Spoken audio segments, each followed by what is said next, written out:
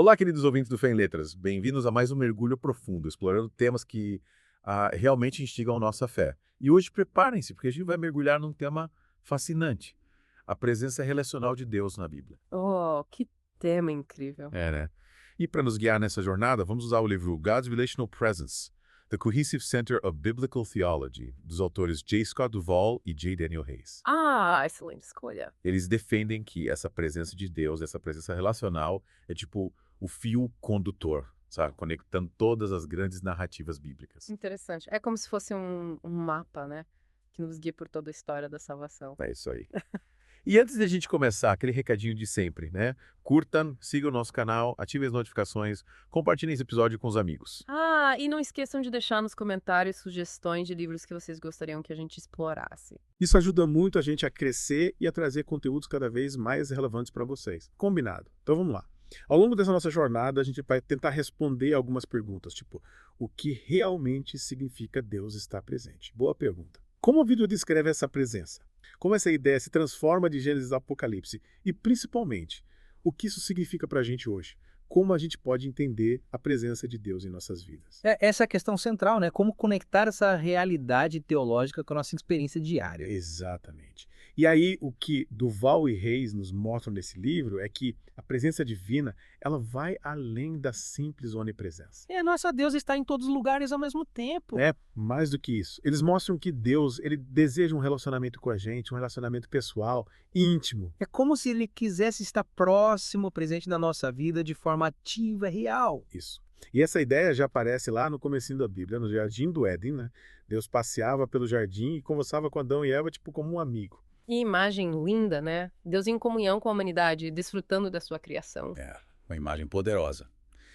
Mas aí, com a desobediência, o pecado entra em cena e a relação se rompe. O pecado causa uma ruptura, uma separação. E a consequência disso é o exílio, a separação da presença divina. É como se a humanidade fosse expulsa do jardim, né? Afastada dessa intimidade com Deus. Exatamente.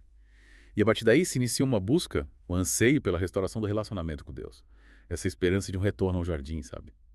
A busca por essa comunhão perdida se torna um tema central na Bíblia. E essa busca aparece em diversos momentos da história de Israel, como, por exemplo, na construção do tabernáculo e depois do templo. Ah, sim, estruturas grandiosas que representavam a morada de Deus no meio do seu povo. Mas qual era o significado dessas estruturas, né? O que elas representavam para o povo? Elas simbolizavam, de forma concreta, a presença de Deus entre eles. Eram lugares sagrados, planejados, construídos para refletir a santidade de Deus e a necessidade de pureza para se aproximar dele. Entendi. Era como se, através do tabernáculo e do templo, o povo pudesse experimentar a presença de Deus de uma forma mais próxima, né? Sim, através de rituais específicos de simbolismos, eles podiam se conectar com Deus. E dentro do tabernáculo tinha um objeto que se destacava como um símbolo máximo da presença divina: a Arca da Aliança. A arca, que símbolo poderoso, representava a presença de Deus em meio ao seu povo. Lembra da história de Uzá, que tentou impedir a arca de cair e acabou morrendo? Sim, um episódio que nos mostra a santidade e o poder da presença de Deus. Uma presença que não pode ser tratada de forma leviana. Exato. E essa presença tão central na história de Israel também foi tema constante nas mensagens dos profetas, né? Eles se depararam com o desafio de falar sobre a presença e a ausência de Deus, especialmente em momentos de crise e exílio. Os profetas eram como mensageiros, né, trazendo a palavra de Deus para o povo. E eles anunciavam o juízo divino, a consequência do pecado, mas também a esperança da restauração. A esperança de um futuro glorioso, onde a presença de Deus seria plena e definitiva. E essa esperança, que atravessou séculos, encontrou seu cumprimento máximo na vida de Jesus, não é? Sem dúvida. A chegada de Jesus marca um novo capítulo na história da presença de Deus. Jesus, o Emmanuel, Deus conosco. Ele é a expressão máxima do amor de Deus, o cumprimento da promessa de habitar entre nós. E em Jesus, a presença de Deus se torna visível, tangível, acessível a todos. E Mas e aí, como essa presença se manifesta depois da ascensão de Jesus? aí entra o papel fundamental do Espírito Santo. Ele é o elo que nos conecta à presença de Deus após a partida de Jesus. Então, mesmo não vendo Jesus fisicamente, a gente pode experimentar a presença de Deus através do Espírito Santo. Exatamente. O Espírito Santo habita em cada crente, nos unindo a Cristo e nos tornando participantes da natureza divina. Através do Espírito que a gente experimenta a presença de Deus na nossa vida, né? Somos guiados, consolados, fortalecidos. É o Espírito que nos capacita a viver como verdadeiros discípulos. E a igreja, a comunidade dos que creem em Jesus, se torna a nova morada da presença de Deus. A igreja, descrita como corpo de Cristo, noiva de Cristo, família de Deus. É o lugar onde a presença divina se manifesta de forma coletiva através do amor, da unidade e do serviço mútuo. Uau, que incrível. A gente viu como essa ideia da presença relacional de Deus se desenrola desde o início da Bíblia. É uma jornada fascinante, né? E ainda temos muito a explorar. É verdade. Na próxima parte, a gente vai se aprofundar em como essa presença se manifesta nos livros históricos e poéticos do Antigo Testamento. Aguardem as próximas descobertas. E, como sempre, não se esqueçam de curtir, seguir o canal, ativar as notificações e compartilhar este episódio com seus amigos. Até a próxima. Retomando nossa conversa, vamos mergulhar nos livros históricos e poéticos do Antigo Testamento. Imaginem só, abrir a Bíblia e encontrar narrativas que nos transportam para o passado. É como uma máquina do tempo, né? Exatamente. Mostrando como a presença de Deus se manifestava na vida do povo de Israel. Como se estivéssemos lá, acompanhando cada passo, cada desafio, cada vitória. É fascinante como essa temática perpassa diferentes estilos de escrita. A gente vê a presença de Deus em narrativas históricas, em poemas, canções. Isso mostra como essa presença é essencial em toda a Bíblia, né? Um tema central, fundamental. Com certeza. E esses livros nos oferecem uma visão rica e diversificada de como essa presença se manifestava na história de Israel, na experiência de cada pessoa. Em Números, por exemplo, a gente vê como a presença de Deus torna a força motriz para a conquista da terra prometida. É verdade. Lembra da história de Josué e Caleb? Ah, sim, que dupla. Eles incentivavam o povo a seguir em frente com fé, confiantes na presença poderosa de Deus. Eles diziam: se o Senhor se agradar de nós, nos conduzirá àquela terra e nos a dará. Não tenham medo do povo da terra, pois os devoraremos, o Senhor está conosco. Que exemplo de fé e coragem. É impressionante como a confiança na presença divina se torna a base da coragem e da perseverança do povo de Israel. É a certeza de que Deus está ao lado deles, guiando e protegendo. E essa certeza se repete em Deuteronômio. Lá, a presença divina está ligada à ideia da aliança e da obediência. A gente vê essa ênfase na fidelidade à aliança, né? Sim, a frase diante do Senhor é repetida várias vezes, principalmente no capítulo 12, mostrando que a bênção, a prosperidade, dependem da fidelidade à aliança, da busca constante pela presença de Deus. Ou seja, a presença de Deus não era só uma ideia abstrata, mas algo que impactava diretamente a vida do povo. E essa presença se manifesta de forma poderosa também nos livros de Samuel, especialmente na história da Arca da Aliança. Ah, a arca, um símbolo tão rico e complexo. A narrativa da Arca da Aliança em Samuel é fundamental para a gente entender como a presença de Deus funciona. A gente vê que essa presença, representada pela arca, não pode ser manipulada, controlada por nós. Deus, em sua soberania, demonstra que sua presença é santa, poderosa e independente de qualquer tentativa humana de dominação. E a história de Davi, que ocupa grande parte de Samuel, é permeada pela busca por essa presença, simbolizada pela arca. Desde o início, Davi demonstra um profundo desejo de estar perto da arca, de vivenciar a presença divina. De forma intensa e autêntica. E quando Davi finalmente traz a arca para Jerusalém, ele transforma a cidade no centro da adoração a Deus, reconhecendo que a presença divina é a fonte de toda a bênção e prosperidade. Mas Davi também nos ensina sobre as consequências de se afastar dessa presença, É quando ele peca, a consequência é separação. trazendo consigo dor, sofrimento, arrependimento. A experiência de Davi nos mostra que a presença de Deus, embora seja um presente imerecido, requer de nós fidelidade, obediência, um coração disposto a se alinhar com a vontade divina. E essa ênfase na presença de Deus continua em Crônicas, onde a adoração e a música se tornam expressões da alegria e da gratidão pela presença divina no templo. Em Crônicas, o templo é apresentado como lugar de encontro com Deus. A adoração, os sacrifícios, a música, tudo se une para celebrar a presença divina. É interessante como a música, em particular, é vista como uma forma poderosa de expressar a alegria, o louvor, a gratidão pela presença de Deus. É como se a música fosse uma linguagem universal que conecta nosso coração a Deus. Mas, infelizmente, essa harmonia é interrompida com o exílio, né? É um período sombrio na história de Israel, marcado pela perda da terra, do templo e, consequentemente, da experiência da presença de Deus. Essa ausência gera um profundo sentimento de vazio, de abandono, de saudade da comunhão com Deus. Exatamente. E essa experiência tão marcante para o povo de Israel é ecoada nos Salmos. Os salmos expressam a amplitude da experiência humana diante de Deus. A alegria da presença, a dor da ausência, a esperança da restauração. É como se os Salmos fossem um diário, né?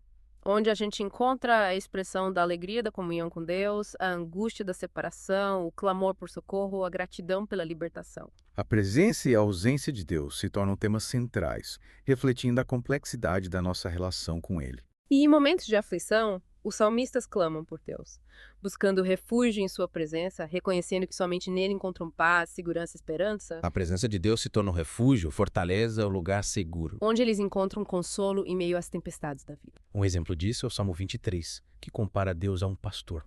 É uma imagem tão reconfortante. Ele expressa confiança inabalável na presença divina. Uma presença que guia, protege, sustenta em todos os momentos. O Salmo 23 é um poema temporal que retrata a intimidade, a segurança e a paz que a gente encontra na presença de Deus. A imagem do pastor, que cuida, guia e protege suas ovelhas, nos convida a descansar em Deus, confiando em seu amor, em seu cuidado. É realmente inspirador.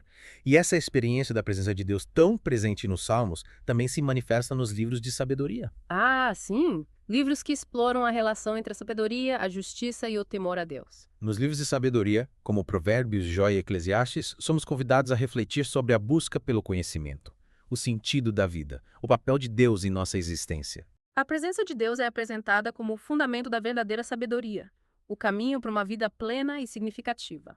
Em Provérbios, por exemplo, o temor ao Senhor é apresentado como o princípio da sabedoria. É o alicerce de uma vida justa, próspera, feliz. É importante lembrar que o temor ao Senhor, em Provérbios, não é um medo paralisante, mas um profundo respeito, uma reverência. Diante da grandeza, da santidade do poder de Deus, é o reconhecimento da soberania divina e a disposição de se submeter à sua vontade. Eclesiastes, por outro lado, nos confronta com a fragilidade da vida humana. A busca incessante por significado, a inevitabilidade da morte. É um livro que nos leva a questionar nossos valores, nossas prioridades e a reconhecer que a verdadeira felicidade se encontra em Deus. E Jó, em sua jornada de sofrimento e questionamentos, nos desafia a confrontar o mistério do mal e a buscar a presença de Deus em meio à dor e ao sofrimento. A presença de Deus, mesmo em meio ao sofrimento, se torna o alicerce da fé e o sustento da alma. Que jornada incrível pelos livros históricos e poéticos. Vimos como a presença de Deus se manifesta de diferentes formas, em momentos de alegria, de tristeza, de vitória, de derrota, mostrando que Deus está sempre presente na história da humanidade. Mas nossa aventura não termina aqui. Na próxima parte, vamos explorar o mundo profético, descobrindo como os profetas anunciaram a presença de Deus em meio aos desafios, às crises e às promessas de restauração. Prepare-se para mais uma imersão fascinante. Até a próxima! E chegamos à parte final da nossa exploração da presença relacional de Deus.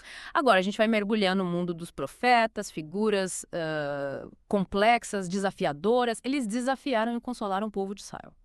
Os profetas sempre me intrigam. Eles eram como tipo porta-vozes de Deus, né, anunciando mensagens importantes em tempos de crise. Como é que a presença de Deus se encaixa nesse contexto? Lembre-se que a presença de Deus, ela não significa apenas bênçãos e proteção. Ela também implica responsabilidade e justiça. Os profetas, eles denunciavam a idolatria, a injustiça, a infidelidade à aliança, mostrando como essas atitudes afastavam o povo da presença de Deus. Então a presença de Deus podia ser motivo de temor, até de tremor. Sim. Isaías, Jeremias, Ezequiel, por exemplo. Eles alertaram sobre as consequências do pecado, da desobediência. Para quem se rebelava contra Deus, sua presença, antes fonte de benção, se tornava um instrumento de juízo e castigo. Nossa, que reviravolta. Me lembro de Isaías, que teve aquela visão incrível no templo, onde ele se deparou com a santidade e a glória de Deus. Que momento, hein? A visão de Isaías no templo é um marco. Ele percebe que a presença de Deus, embora se manifeste no templo, não se limita a ele. Deus está presente em todo o universo. Sua glória preenche a terra e o céu. É uma presença grandiosa e inspiradora, mas que exige reverência e obediência. E Jeremias, o profeta chorão, como ele se encaixa nessa história. Jeremias lamentava profundamente a infidelidade do povo de Judá. Ele compara a relação entre Deus e seu povo a um casamento rompido pela traição. A idolatria e a infidelidade são como uma traição conjugal, quebrando a aliança e provocando a ira divina. É uma imagem forte, né, que mostra a seriedade da relação com Deus. É de partir o coração. E Ezequiel com aquela visão da glória de Deus partindo do templo. Que momento dramático. O que aquilo significava. A visão de Ezequiel representa a ruptura da aliança, o fim da proteção divina e a iminência do exílio, consequência da desobediência e da idolatria. Mas mesmo em meio a esses anúncios de juízo, os profetas também acendiam a chama da esperança. Então havia luz no fim do túnel. Sim, eles profetizavam a restauração da aliança, o retorno da presença de Deus e a vinda do Messias, aquele que inauguraria um novo tempo de paz, justiça e comunhão com Deus. E essa promessa se cumpre em Jesus, o Emanuel, Deus conosco. Exatamente. Com Jesus, a promessa do novo templo se cumpre, a aliança é renovada e a comunhão com Deus se torna realidade para todos os que creem. E o Espírito Santo, enviado por Jesus, se torna a garantia da presença de Deus em nós. Ele nos une a Cristo e nos torna participantes da natureza divina. É incrível como tudo se conecta. Através do Espírito Santo, experimentamos a presença de Deus em nossa vida. Somos guiados, consolados, fortalecidos e capacitados a viver como verdadeiros discípulos. E a igreja, como comunidade de fé, se torna um lugar onde essa presença se manifesta de forma coletiva. É a igreja que celebramos a comunhão com Deus e uns com os outros. Somos nutridos pela palavra. E somos enviados para testemunhar do amor de Cristo ao mundo.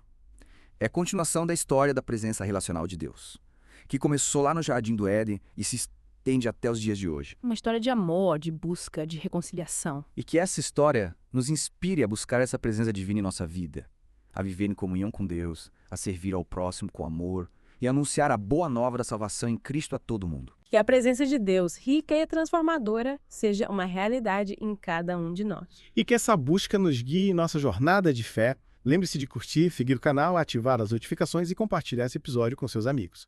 Até a próxima e que a graça e a paz de Deus estejam com vocês.